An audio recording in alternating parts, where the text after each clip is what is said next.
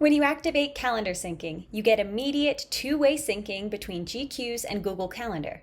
To get the most out of the integration, you should also install the GQueues for Google Calendar Chrome extension.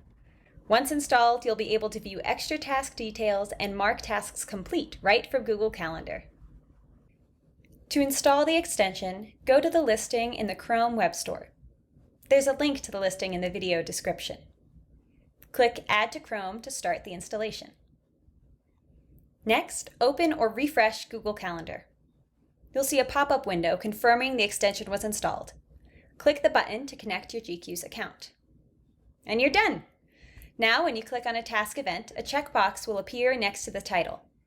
Marking tasks complete in Google Calendar will also complete them in GQueues right away. Additional task details will also appear in Google Calendar, including tags, repeating information, the number of subtasks, and a link to the task in GQueues. Thanks for watching!